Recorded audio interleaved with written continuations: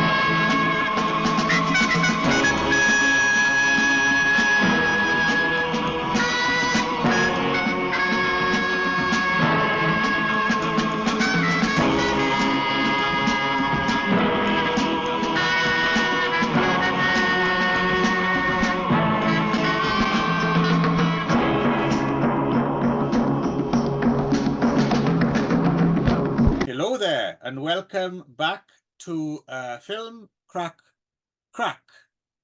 with me, Tony the Badger, and him. Lord of Gaystoke. Right, I like it. I like it. So we are, well, we're continuing. This is a little bit of a spin-off from last time where where Nick chose very well. He chose Swamp of the Lost Ravens and Voodoo Black Exorcist, a couple of... You just added a word to the title. There's no lost in the title of Swamp of the Ravens. See, this is for years why I thought I'd seen it as well. Okay. I would confuse it with that other Mexican film, even though Swamp of the Ravens is Mexican and Spanish, but Swamp of the Lost Monsters. Okay. If you've ever seen that, which is kind of like one of those Mexican Western adventures, but there's like a creature from the Black Lagoon, and a little bit similar to like Rider of the Skulls that we watched. Yes, okay. Very much in that territory. Okay, that sounds pretty good actually.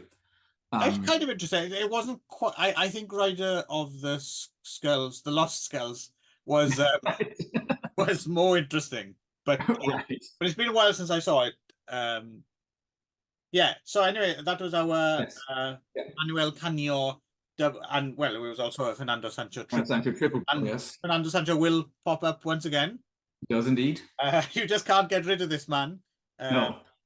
And of course he's able to morph into hotel manager, policeman, mayor.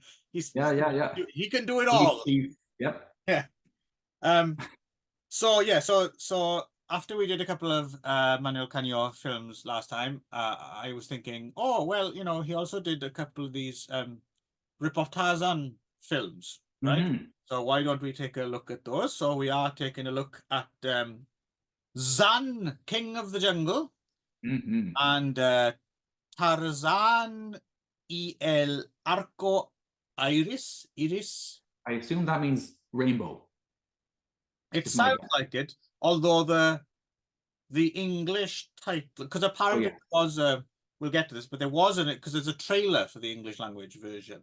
Okay, but it seems to be lost somewhat. Yeah, Tarzan and the Brown Prince. Yeah. But anyway, so and the thing that connects these two is Steve Hawkes. Yes. Who some of you out there, if you're lucky enough, if you're clued in enough, will know from the extremely bonkers film Blood Freak, which we may have to get to one time as a Christmas special because it does feature a turkey monster, right? Oh yes, yes, and it kind of makes some use in a way of his. I don't know, I can't remember now if they ever directly commented, but they do show his scarring, right? Which we will talk about a little bit, but it is seen in that because that film was made very shortly after the Tarzan and whatever it is, the Arco Iris. Yeah, and so because he plays a Vietnam vet, in that film in Blood Freak. Right. Yes. Right. And then so you kind of just fill in the blanks. You're like, oh, I guess that's why his arms are all, Yeah. you know, quite seriously burned. Croatian Canadian is Yes. Yes. escaped communist, like, you know, Eastern Europe at the age of 17. Got all the way to Canada, became a swimmer. So he has the physique, he has the Weissmuller, you know, Yeah. but he also has the Elvis hair and yeah, he's a bit like John Ashley Tarzan, isn't he? yes, yeah. It's funny actually. I've heard lots of people while looking up these films, people kind of complaining about him. I thought he was an okay Tarzan. I have no problem with him. Oh yeah, yeah. I mean, a lot of Tarzans are just kind of good-looking hunks of beef. And one thing I did appreciate about this, unlike other rip-off Tarzans, is they didn't just steal the Johnny Weissmuller. You know, he does his own, or someone Yeah, does. his own. Yes, his one sounds like a part of like some. I don't know if it's like You Spin Me Right Round, or it sounds like it's part of some 80s, like, because it's more of like a yeah. I dig it. I like it quite a bit. It's nice. It's just nice because I'm so used to just hearing the Johnny Weissmuller one, because it's like the Wilhelm scream, right? It just pops everywhere. I mean, it's good. He was the first apparently to yodel the yell too. That was Weissmuller's thing. That kind of yodely yell was his contribution. Well, I guess where was he from? Wasn't he from somewhere? He might be. He's probably from somewhere, yeah. Yeah, he is. Yeah. There's no doubt about that. You're breaking news. Yes, so Steve Hawks, or El Halcon Blanco, as he's credited here, which apparently means the White Hawk, right? Oh, okay. Even though that does just sound like hawk and falcon rammed together to make up a word, but apparently that's the proper word, Halcon. I don't know if that's how you pronounce it though, but So as you said, and then got into movies. Was in a couple of Joe Sarno films. Oh yes, I remember reading that too. Like, yeah, it's interesting. Like when you look at when you look at this film, these two films, and you just look at like who's involved. In a way, you expect it to be more psychotronic than they are, right? Because you've got Manuel Canio, right? Director. You've also got the same screenwriter as Swamp of the Ravens, but also Moncada. But Umberto Lenzi apparently also. Well, we'll get to this because I wonder about this credit. I wonder too. It's not on the print, is it? This is from IMDb, isn't it? Right. But anyway, just to finish up. So prior to this, he did the Joe Sarno. He directed his own movies. The Walls Have Eyes. Yeah, that sounds kind of interesting, actually. Yeah, it does. Yeah. There used to be a very you remember on those Something Weird Image Entertainment DVDs, they sometimes had as extras. They had like shortened versions of films as bonus. Yes. So I remember there was a shortened version on something, but it's not the full one only runs about an hour anyway, I think. But yeah, I'd like to see that. So if you ever dig it up, let me know. I'd like to have a look at The Walls of Eyes.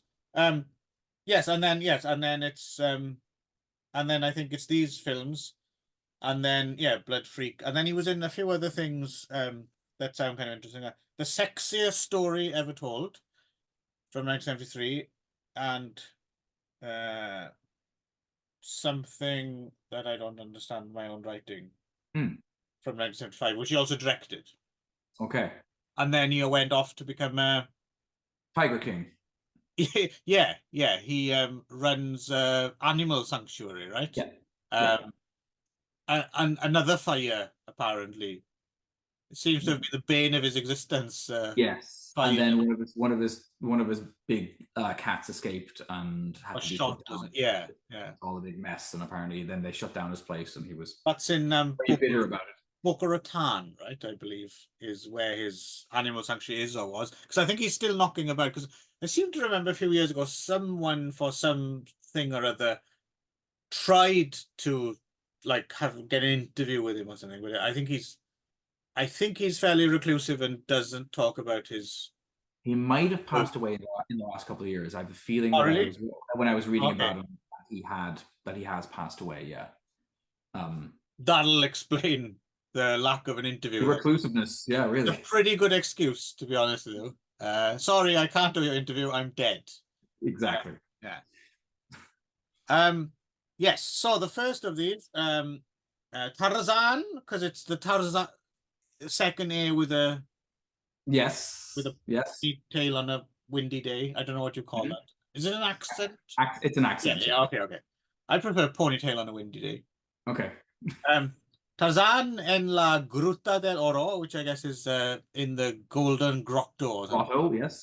Yeah. Which Grotto always makes me. It's Santa, isn't Think it? of Santa, and there's a bunch of like bin bags taped up inside the school closet where some local weirdo is in. I wonder what the actual definition of a grotto is. It like a cave?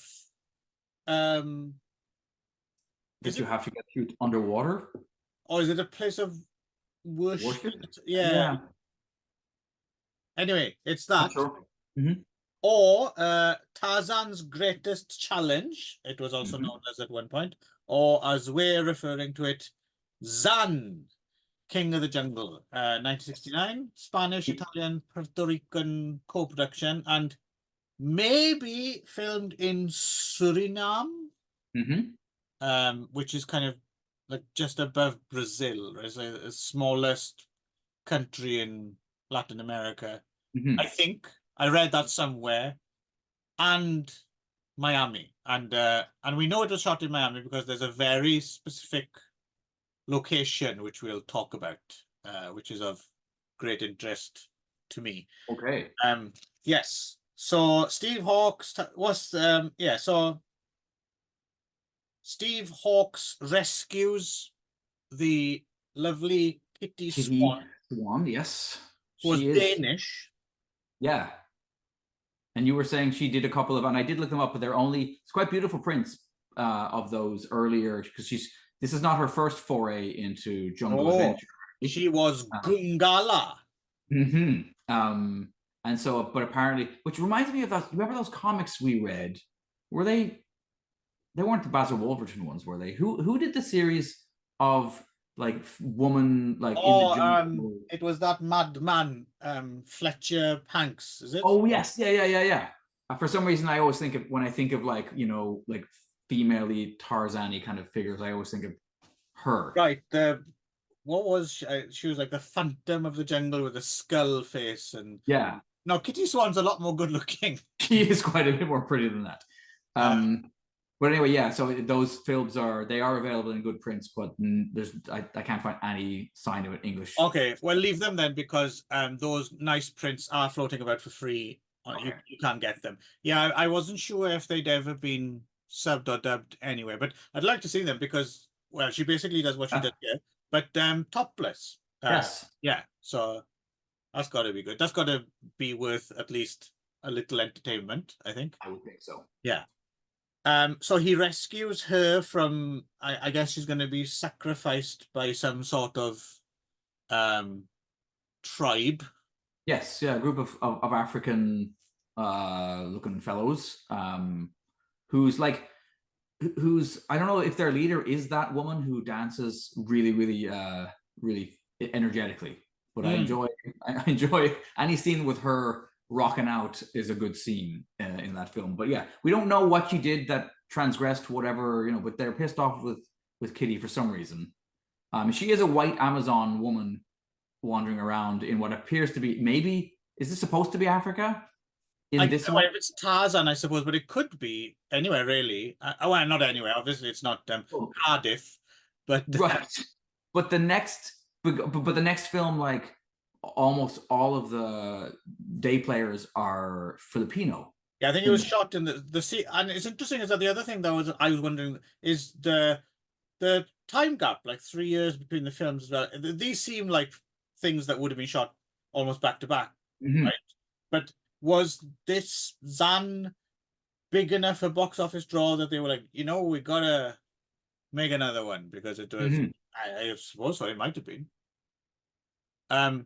But yeah, my theory is that because she was the artist formerly known as Gungala, right? And they're just pissed off she put a top on. Of course. That makes sense. So they're like, "Rrrr." I was enjoying that. Although, but she's a very attractive woman anyway. Oh yeah, she's got a great midriff. She gives great belly button, that girl. As do I. Mhm. Yes. So he rescues her, and then he takes her back to her. Amazon tribe that she's part of. Yes, she's part of these.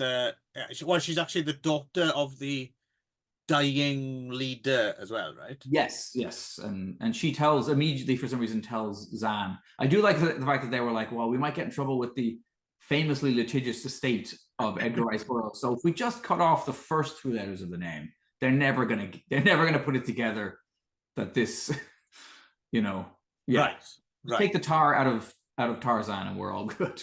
Which is 3 letters. There you go. Yeah. What did I say? 2? 2. Okay, yeah, no. I don't know. Tarzan. Is that another Tarzan? Probably it's another that probably is. Yeah. That's like the Indonesian Tarzan or something. Oh, Nick. You know what that signals? It's correction corner. Oh, okay.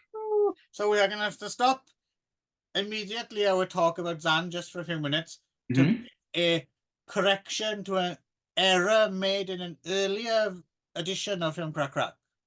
That seems impossible. We have the crackest of crack teams. We do. Of fact checkers. They're all on crack. People will be shot. Okay. So way back when we were talking Rojo Amanecer. Do you remember? Okay. No, that's a while ago. Tlatelolco, or however you said it, massacre. Okay, yes. Mentioned this book, A Massacre in Mexico by Anabel Hernandez. And I was led to believe that it was a book about that. It's not. This is actually a book, if you remember the disappeared students in 2014. You remember that? Okay, yes. It's actually a book about that because I just finished reading it. Okay. But there is an interesting connection to Tlatelolco, that massacre, the Olympics massacre of '68, which that film was about, which I didn't realize. So the students that were disappeared. That sounds very nice. It sounds like a Paul Daniels trick, but yes, I'm sure it wasn't that nice at all. Well, I know it's not because I just finished reading this book all about it. But so they were actually, the one connection to that is the students in question, the so-called normalistas from the normal schools, were actually protesting the 1968 massacre. Oh, wow. And more than that, what I didn't even realize, considering that when we watched that film, we had never heard of it before. No, and then it started showing up in everything we read for about a month afterwards. It still does. Yeah. Even in Mr. Men comics, there's references to the right. So it turns out not only were they protesting, they protest every year. Wow. And the way they protest as well is they commandeer, because hijack sounds a bit too violent, it's all very peaceful, but they commandeer city buses. Okay. Drive them to Mexico. They stop buses in the street and they're like, sorry, we're taking over the bus. And they kind of just disrupt things. And they do this every single year to commemorate that massacre. I had no idea. And that's what the students from, in this case, were doing. Crazy. Yeah. So it's not a book about that. Okay, but it does. Yeah. But it is in a weird way. Yeah, and it is. If you want to know about this event, it is also worth reading. So okay. So there we go. That's the end of Correction Corner. All right. Back to your regularly scheduled Tarzan ripoff. Yes. So so he's rescued Kitty Swan and he's taken her to the lair of the Amazons, which the exterior of is Coral Castle in Florida. Okay. Which you may have seen in Nude on the Moon. Oh, okay. and Wild Women of Wongo. Yeah. So you know what? There is an element to a lot of these scenes with the girls that has yes. Wild Woman of Wongo is very much in my mind. It's also in Jimmy the Wonder Boy, the Okay. Ron Lewis children's film. Mm-hmm. And it's also featured in one of these I haven't seen yet is Fury of the Karate Masters from 1982, which I think is the last of the El Santo series. Okay. So that's definitely going to in watch. Florida. Yeah, because I would have watched it anyway, but the fact that Coral Castle is in it, because I'm slightly fascinated by this place because it was kind of a tourist trap back in the day, and it was all built by this one man who used like huge chunks of like coral, right, to make the entire thing. And he did it all by himself, but like using these kind of ingenious pulley systems and things like that. And Right. And for a while it was one of those things that would pop up, how did this man right, Ripley's Believe It or Not type of yes, stuff. physics defying and all that, but it's not. It's just he has all these pulleys and winches, which have actually been used for thousands of years, right? Yes. It's just one man doing it all by himself, right? But is it Pythagoras, the famous quote about something like "Give me a." Oh yes, and I can move the world. Yes. Yeah. Give me a lever. Yes. Give me a lever. Yeah. Something like that. Yeah.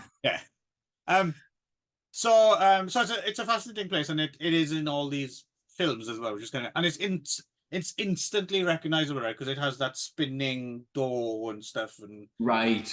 So I'm always happy to see it turn up. I didn't know it was in. Yeah, Florida, I guess, plays a part in both of these films, right? Because it's Florida is where the hideous, terrible accident happened when making the second one, right? Okay. Yeah, it was an inexperienced pyrotechnics crew in Florida who actually set and Kitty on fire. Well, we'll get to that. Yes, we'll get to that. Yeah. For the time being, they're still safe. Yes. It's all good. It's all good now. Yes, and while hanging out in the underground, which is sets and stuff, and we're not in Coral Castle anymore. He discovers a cage with a man in a gorilla suit who he has to wrestle. He does, which is that's an exciting scene. I like that. I always like any man in a gorilla suit, really. And he's a good. I mean, he's a good Tarzan in a very peplum-y Tarzan kind of way. Yes. You know, this like that scene, and then later on there's a scene where he's being pulled with two ropes, and he does this kind of like manly, you know, like it's very Herculesy. I suspect if Steve Hawkes had been knocking around earlier, maybe he would have. He definitely would have been in the peplums. Yeah. I will also say too, we haven't mentioned this, but the opening title song is a fucking banger. Yes.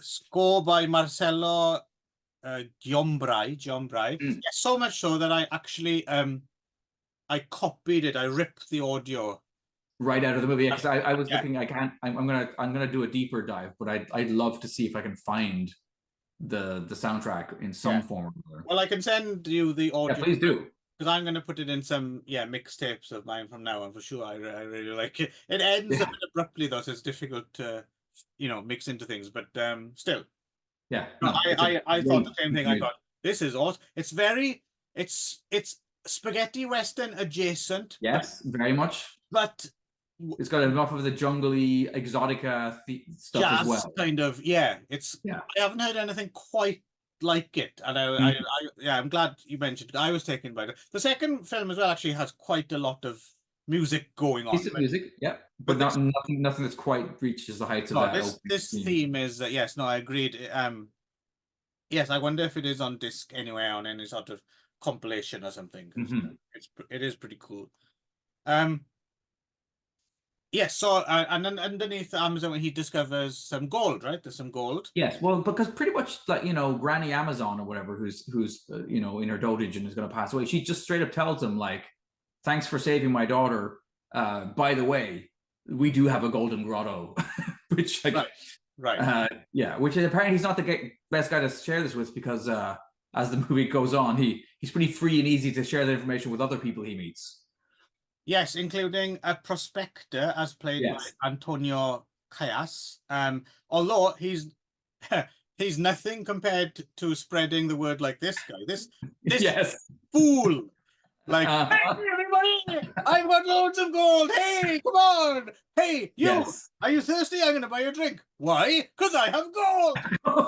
Yes. He goes up to people everywhere, the sketchiest looking people. Hey, you fellas, those drinks are on me.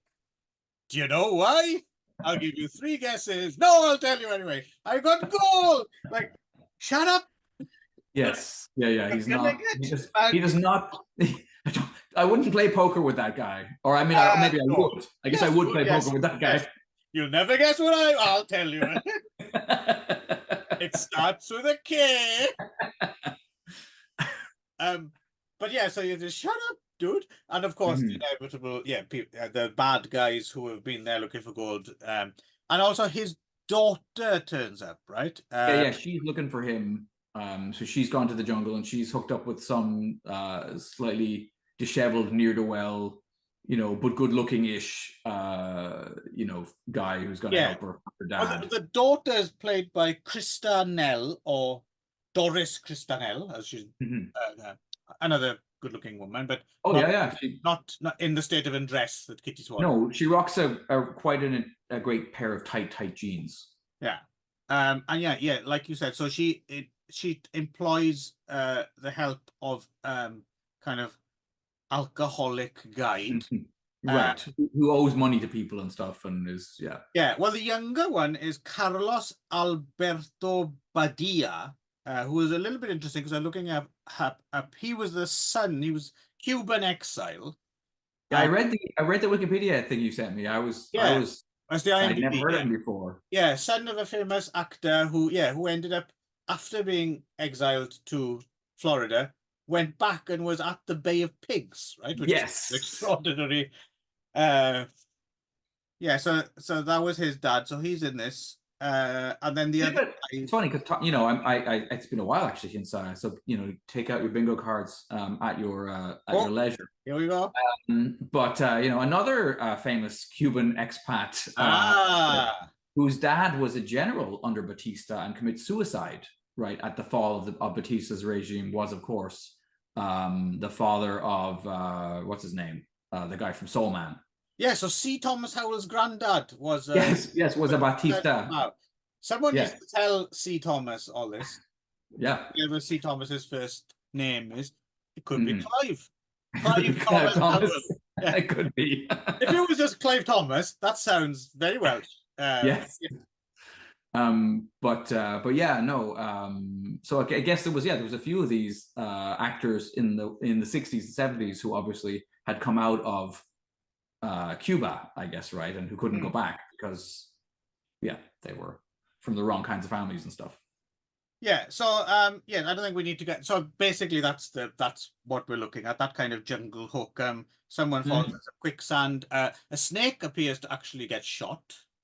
Yeah, that was a bit surprising. In fact they seem to use snakes in the local hotel as a cleaning aid, to catch mice. Yes, which is probably a real thing. I didn't understand about this. There's one sequence I didn't understand what the joke was supposed to be. So first of all, when I know what you're talking about. Yes, she turns up at the hotel, she freaks out. It's a snake, and the maid comes in. And she goes, "Ho, you silly thing! That's just a hotel snake." Yeah, and she takes it out or whatever. And it turns out Christanelle is not really that squeamish when no one's watching. So she picks up a large snake, takes it outside the room.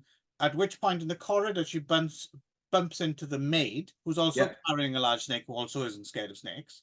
But then when they look at each other holding a snake, they go, and drop the snake. Maybe now you said it, maybe so one of the snakes is the hotel trained cleanup snake, and the other's just a wild snake, and they both think they both thought they were holding the trained one. Now they don't know. One of these is maybe just like an untrained snake.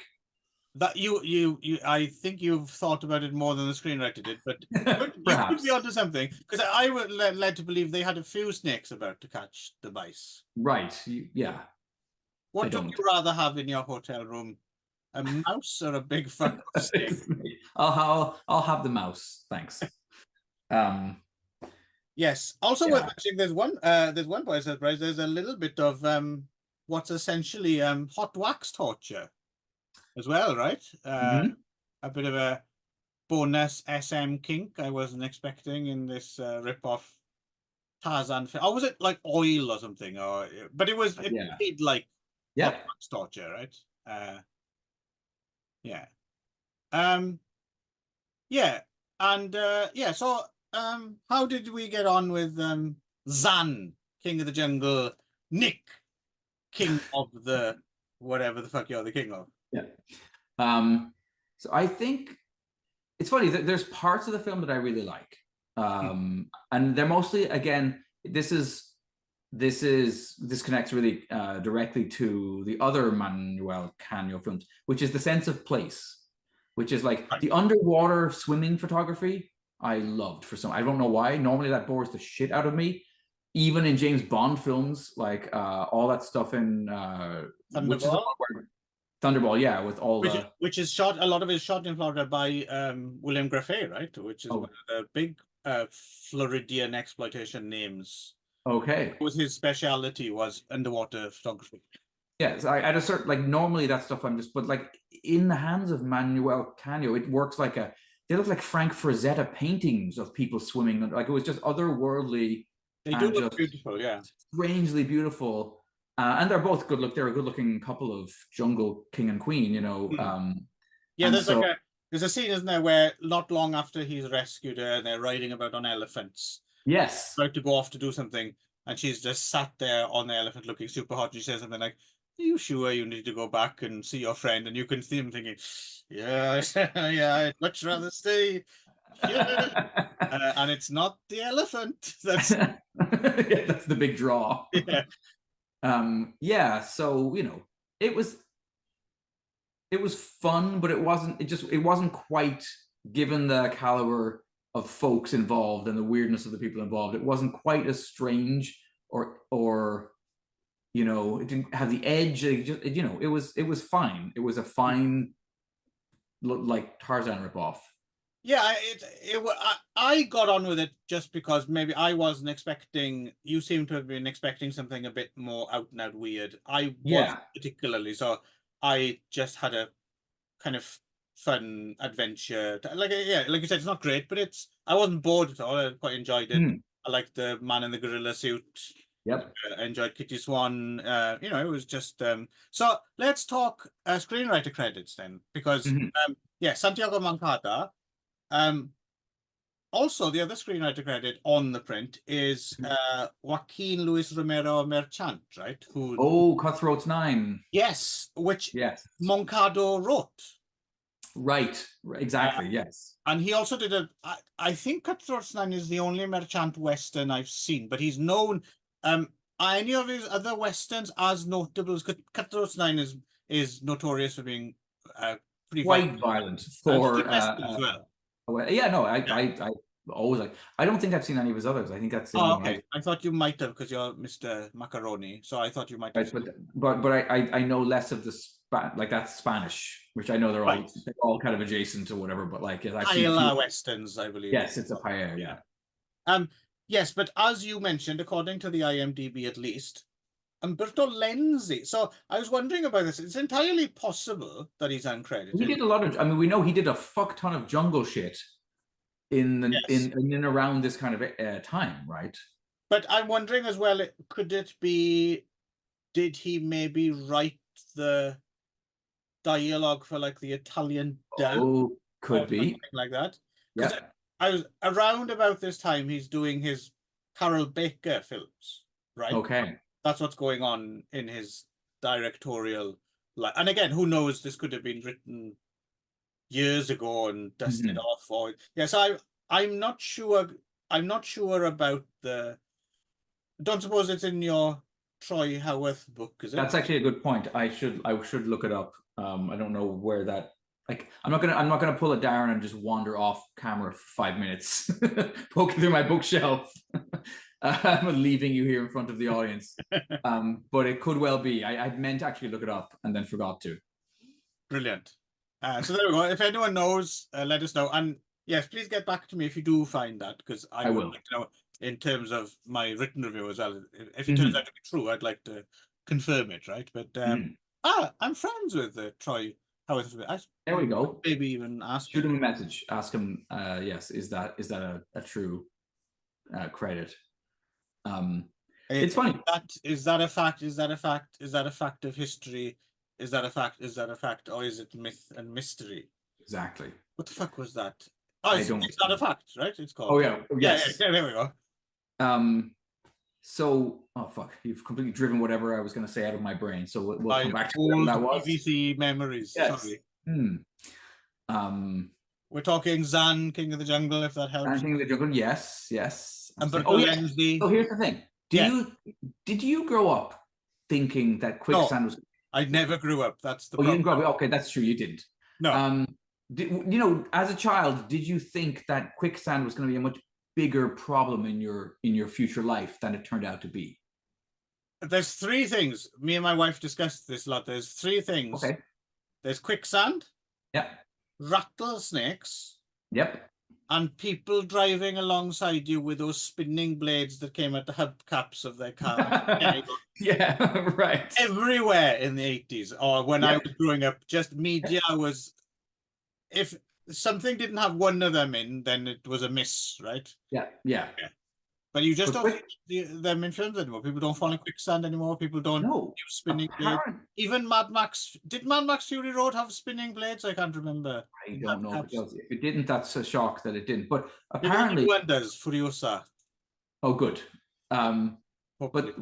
apparently, the quicksand thing, I looked it up because I was like, fucking quicksand. So I looked up quicksand and it said 3% of all films made between like 1960 and 1970 included a quicksand film.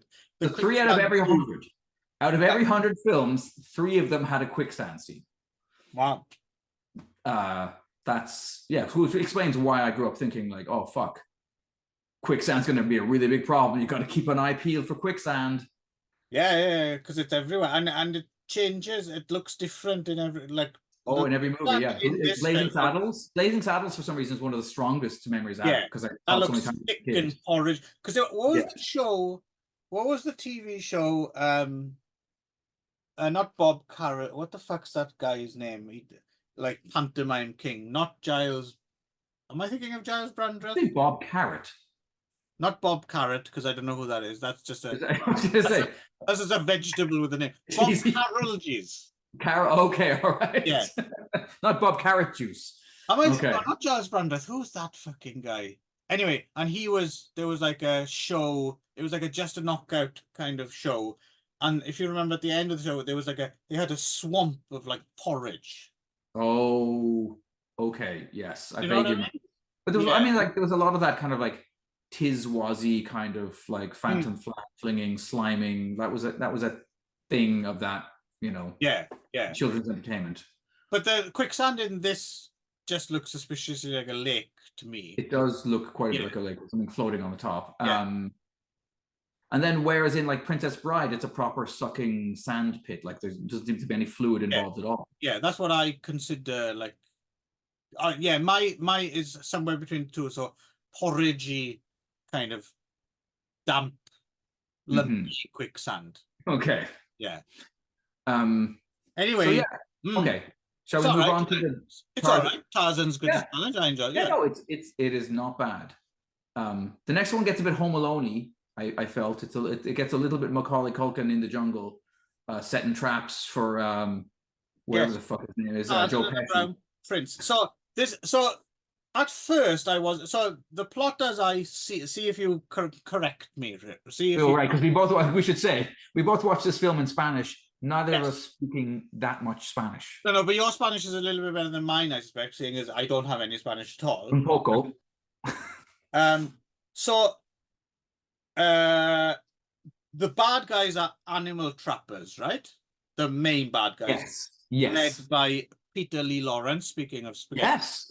Who we last saw in some okay-ish Umberto Lenzi spaghetti western.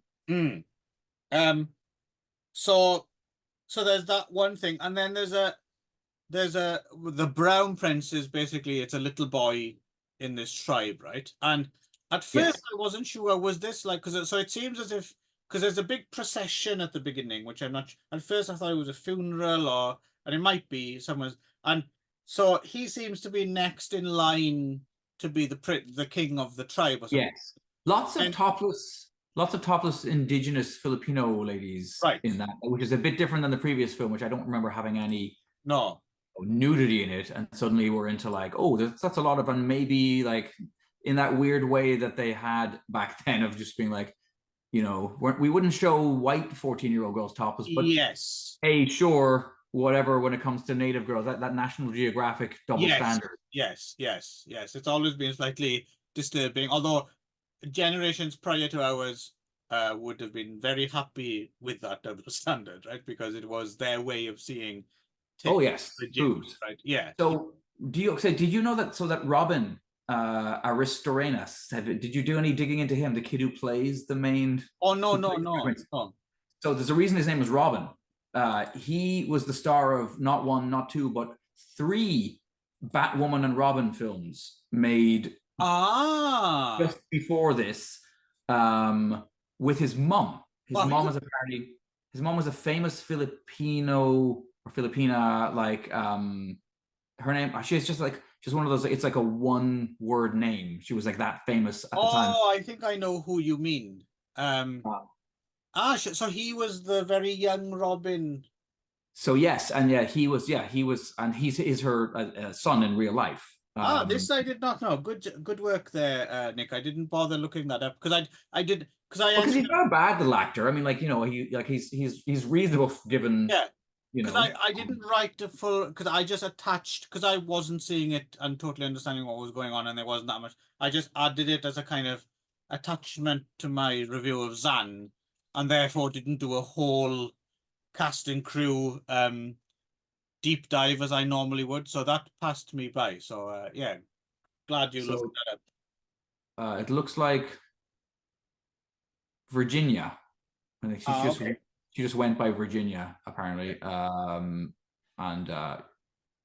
potentially her husband was the director of these three films as well. The one I want to see most, which they're all apparently, they don't seem to be extant anymore, annoyingly, but there was Batwoman and Robin Meet the Queen of the Vampires. Looked pretty fucking awesome.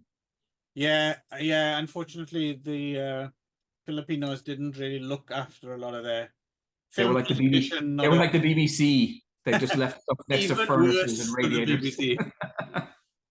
Um, yeah, yeah. I suppose you could argue at least the BBC didn't have the elements to contend with, but managed to lose shit. Well, not just lose shit, tape over shit, right? Right.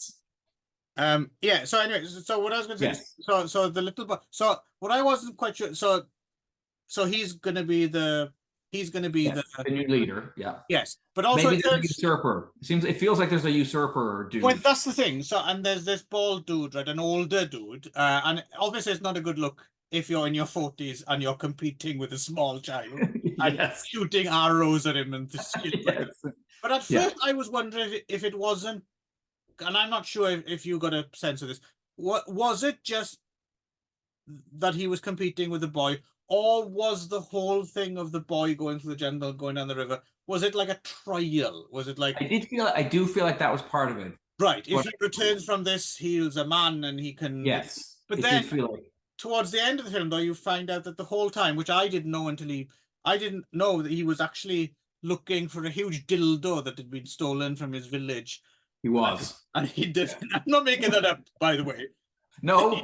Yeah, there's a large dildo hidden in an ice cave. Yeah. I mean, was that not a large dildo? Correct me if I'm wrong. It I couldn't see seemed what like else it was some sort of phallic worship symbol for sure. So it's like, yeah, it's on back, but he's looking for a cock. Right. Right. At the end of the film, they like put it on something, right? It's like they put it on a totem pole kind of thing. Aha, the village cock is back. We can now continue. It was, yeah. They lifted that in that second Indiana Jones film, the Temple of Dick, yes, right? the Temple of Dick, yeah. And that bit still confused. I'm not quite sure if anyone stole the dildo, who stole the dildo, and how it ended up in the ice. Because there's Well, also those fucking Amazons clearly from the previous movie would have. well, the thing is, there is another, apart from the trappers, there does seem to be another bard tribe. They're the tribe who go around with the masks with the fangs on them. Yes. Tarzan, because Tarzan's beating them up every now and again, so they're clearly wrong uns. But I couldn't quite figure out if they had stolen the dildo, or so. Did you get? Is this pretty much how it played out to you? Are you? Is it? Yes, but I have no more. Okay. Yeah, no more sense of who and why than you do. Worth mentioning as well that in some territories, this was called Gungala and the Treasure of Emerald Cave. So, cashing in on Kitty as opposed to Tarzan, right, I guess. Interesting. We definitely see. I mean, so the previous film was gold was the yes, central MacGuffin. This one it's emeralds. Well, no, it's a large dildo, is what it is. It's also a large dildo. Yes, yeah, Maltese cock. Yes. So oh, I didn't even get that. Was nice because there was a bird in there as well, which I there we go. Yeah. Okay. Yeah, well, as we make it look easy, so it looks. This is all scripted, of course. Of course. We've been working on this for months. Yeah, workshopping it. We had to wait. We had to wait for the writer's strike to end, and we flew some people in, and yeah. So yes, as you hinted to. Actually, before we get to that, the other one weird bit, considering this seems ostensibly to be a family adventure, right? Yep. Apart from the topless women, yep. There's one quite alarming bit. Correct me if I'm wrong. Doesn't it looks to be a little tiger cub gets his head cut off? It did seem that way, and it's not moving, so it could already be dead as opposed to being killed. But still, it is not what you expect to see in a kid. That would traumatize a little kid. It's a bit Ruggero Deodato for matinee stuff. Who Ruggero, by the way, who did the Gungala films. Yes, I was going to say, he yes. So yes, so let's get to this burning then. So yeah. Well, this is, I mean, it is worth mentioning that there's like there's a lot less of Tarzan and Kitty in this film, and I'm guessing that this accident happened, early-ish in filming. They were busy in the burns ward, basically. I suspect so for a lot of the filming, and then she never returns, right? Like the footage we see at the very end of the film of them together is clearly outtakes from the previous film of them swimming, right? Plus, as well, she has no credits beyond 72. She's in another 72 film, which I'm assuming must have been shot before this. So, yeah, I don't know exactly what the story is. No, this is the end of her career. Yeah. But I did. It's crazy enough. I dug pretty deep into trying to figure out what happened, and apparently there's this website that claims that she went off to Monaco or something like that, and she did get treatment. And then she got married and had kids. Oh, okay. But she was done with filmmaking unsurprisingly, after getting badly burned.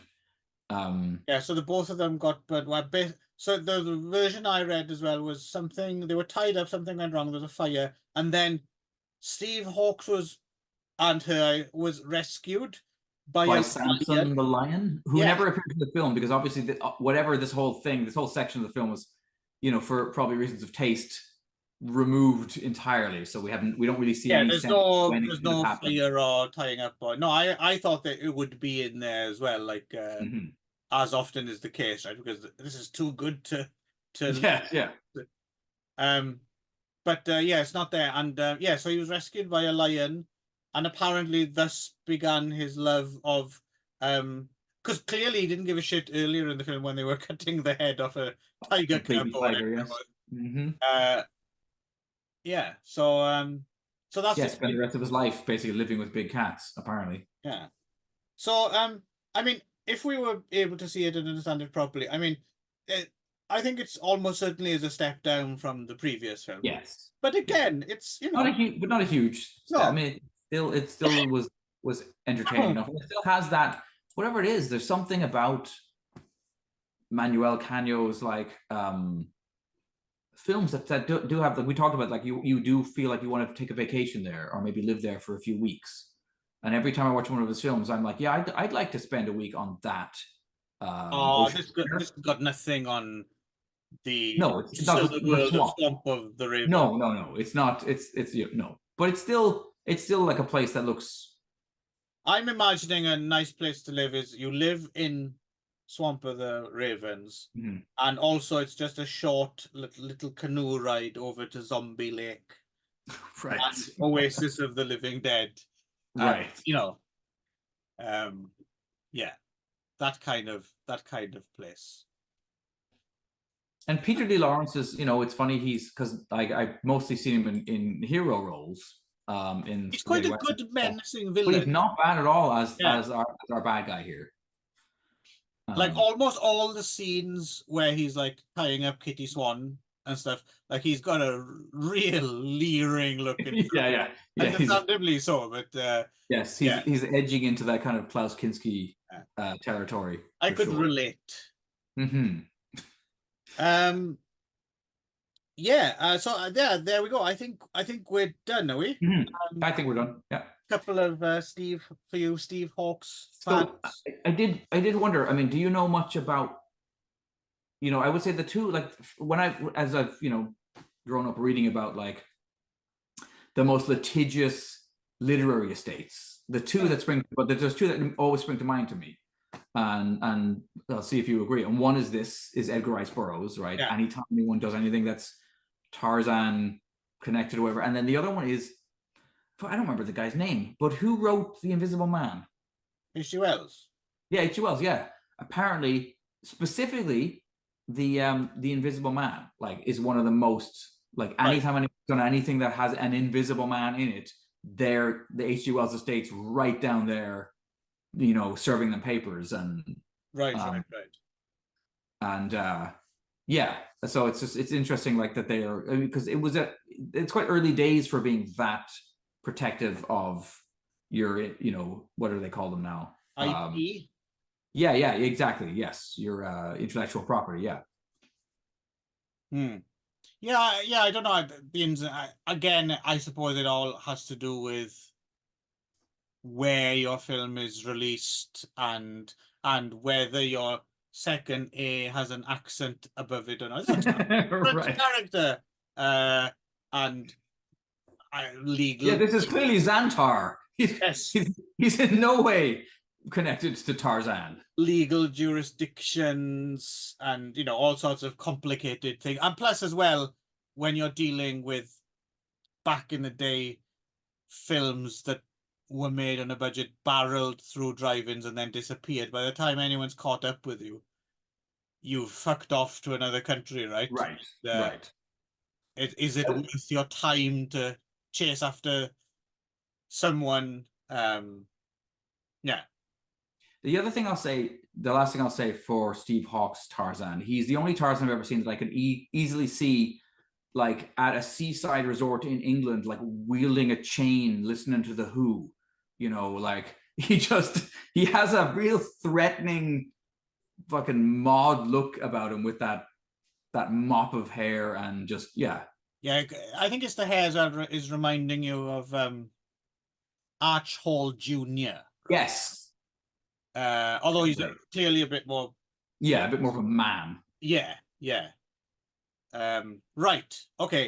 All right. Rambling. We will be coming back to Xantar. I think there might be some more. Certainly not Tarzan. No. Jungle. I can't believe it's not Tarzan. Jungle Gents. Yes. In a future show, or maybe even two, depending on how many of them we can dig up and how much I want to punish Nick. Yes. You did mention there might be a Japanese one, which immediately. Yeah. Well, I've seen that one, but that was way back in the day on VHS. So yeah, I'll see if I can dig it up. Anyway. Yeah. Okay. Future. Yeah. All that. Yeah. All right. Bye-bye.